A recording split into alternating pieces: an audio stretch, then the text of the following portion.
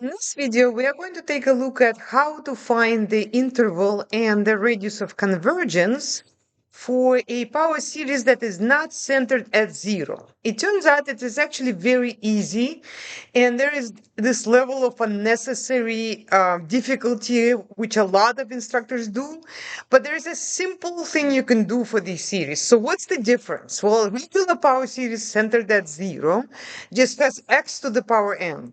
But here you have x plus 6. So there's some difficulty with that x plus 6. And we say that the series is centered at negative 6. Why negative 6? Because that's when x plus 6 is equal to 0. Okay, and then x equals negative 6. But there is a simple trick. All you have to do is just use another variable and say, okay, how about I just call y x plus 6. So instead of x plus 6, I am just going to substitute y for it. Okay, and I'm going to analyze that series, and that one is centered at 0, and then I'll just go back to the original one and just switch it a little bit. The good news is that the radius of convergence will not change. The only thing that will change is the interval of convergence, but I'll show you how to adjust it. Okay, so let's just assume that we just started with a series that was centered at 0, and it's negative 1 to the power n, y to the power n, and we're dividing by square root of n.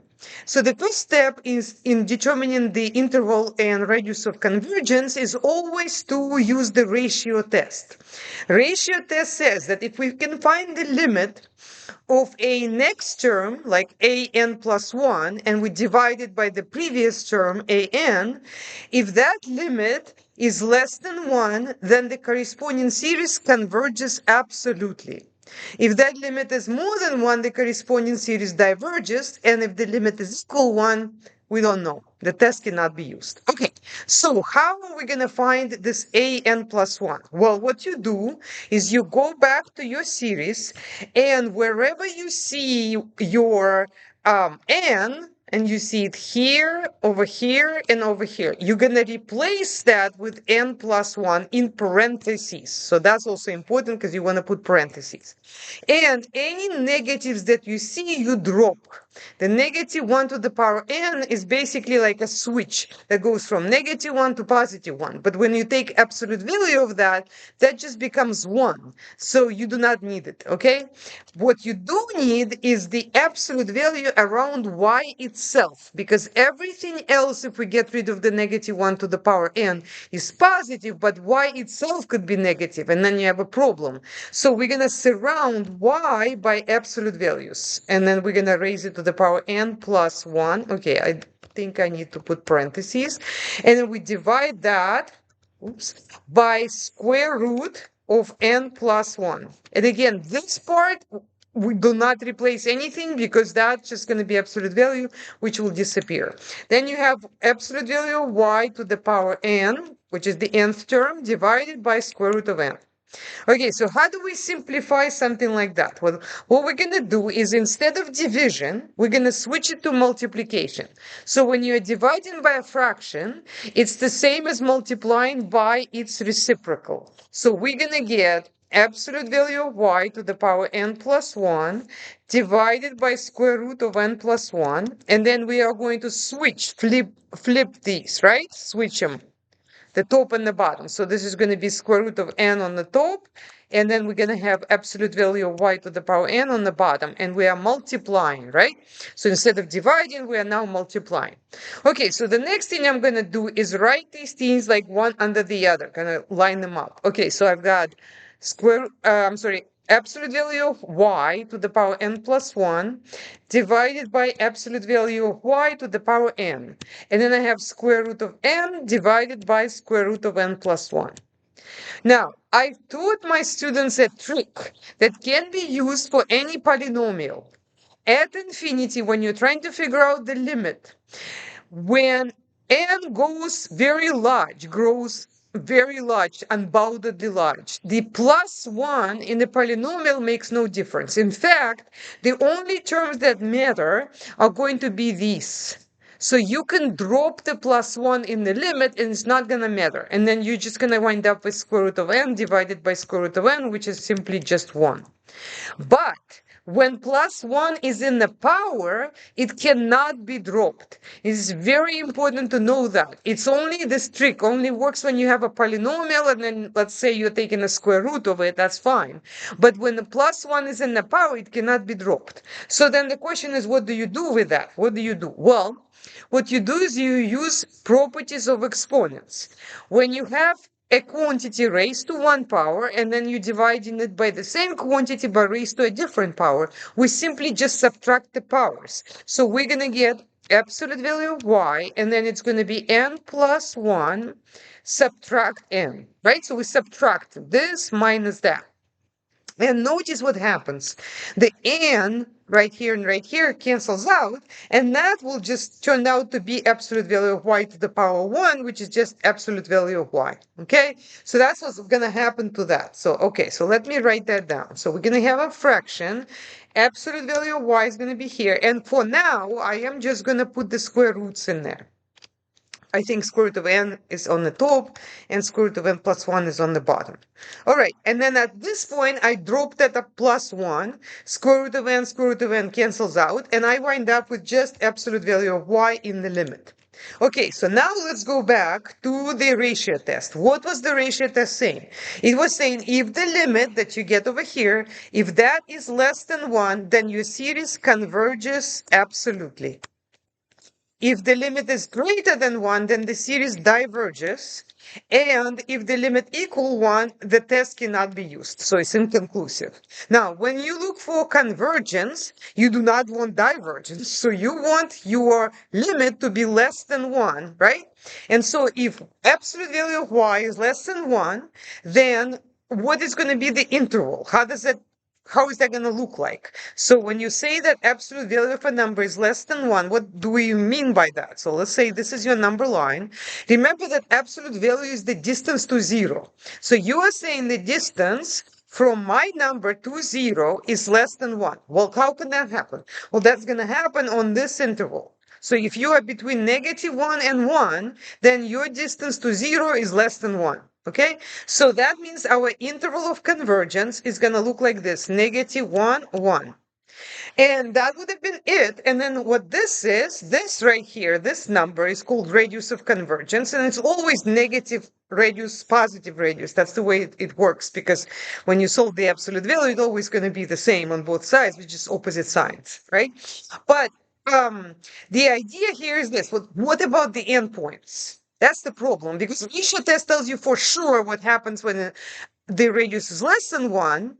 I'm sorry, when the absolute value of y is less than 1, and it tells you what happens when absolute value of y is more than 1, but it does not tell you anything about what happens when it's equal 1. And when it's equal 1, we have these 2 points, right? We have this one and we have this one. So these two could potentially be part of convergence. So we need to test them separately, and ratio test does not help us. Okay, so the radius of convergence is 1. Now, to test it, what do? You have to go back to the original series. Now, remember that we are considering this series right here.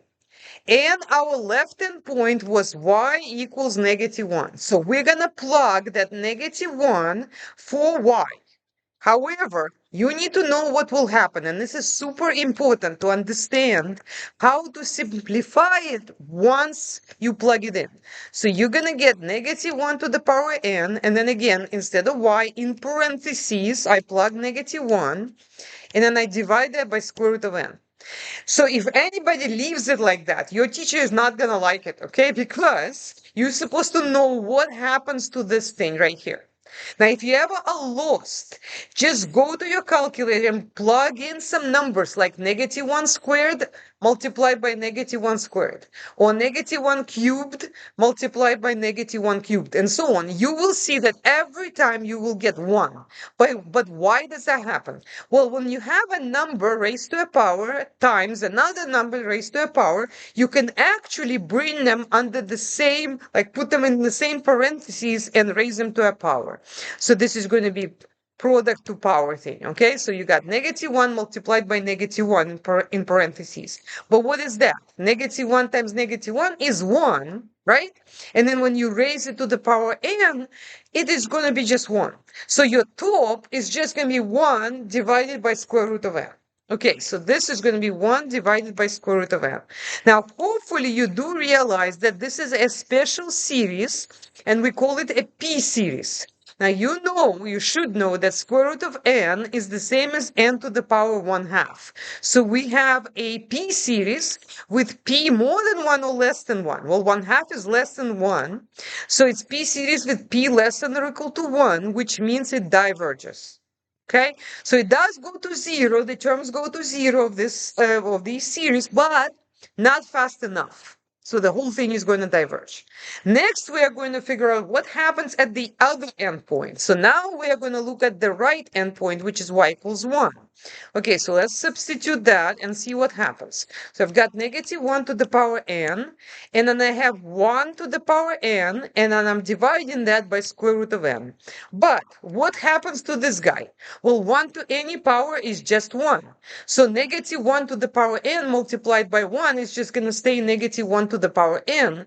And that means this is going to be alternating series. Now, I want you to remember that every time you're doing these kinds of problems on power series, when you plug in your endpoints, one of them is always an alternating series. It's always going to have -1 to the power n, and then the other one is not. Well, of course, this does not have to be power n. It could be power n minus 1 or n plus 1, but you understand the idea. There's got to be some flipped signs on one of them, and the other one is not. Okay, so this guy right here is alternating series, and it is going to converge by alternating series test. What does alternating series test says? Well, it says, okay, whenever you have alternating series, which we do, but you have to write it like this. You have to separate the -1 to the power n from the rest. And so instead of dividing by square root of n, I'm going to multiply by 1 divided by square root of n. And so this particular guy here is called an in alternating series test, okay? That guy has to approach 0. And it does, because 1 over infinity is 0, so you got infinity on the bottom, you got 0. Also, it's decreasing. You can show that using the derivative, or you can just simply say, well, anytime I increase n by 1, the n plus 1 becomes larger on the bottom, but that means it's going to be smaller overall, right? So I have a decreasing sequence, so every next term is smaller than the previous one. And so that means that the alternating series test will tell me that the series converges. So this is converges by alternating series test. Okay, so what was my interval of convergence? So remember, when I stopped in part A, I said, well, it's going to be -1, +1, but I do not know what about the endpoints. Well, I already checked it out. So I checked the left endpoint, which was -1, and I found that it diverges. That means that this parentheses thing is going to stay that way. It's not going to change. But for the right endpoint, for 1, I found that it does converge, which means that I need to include 1 in my interval of convergence. So I am going to change this to a square bracket, which means that 1 is included. Okay? And that's going to be my interval. So it'll be -1, 1, and bracket on the right endpoint. Okay, so as promised, I'm going to show you what happens when you go back to the original series. So that series was not centered at 0, right? It was centered at -6. How do I convert everything to that original series? Well, first of all, the radius of convergence does not change. It's still going to stay 1. What's going to change is the interval of convergence. So how do I go back? Well, I use the connection. So remember, we said let y be x plus 6.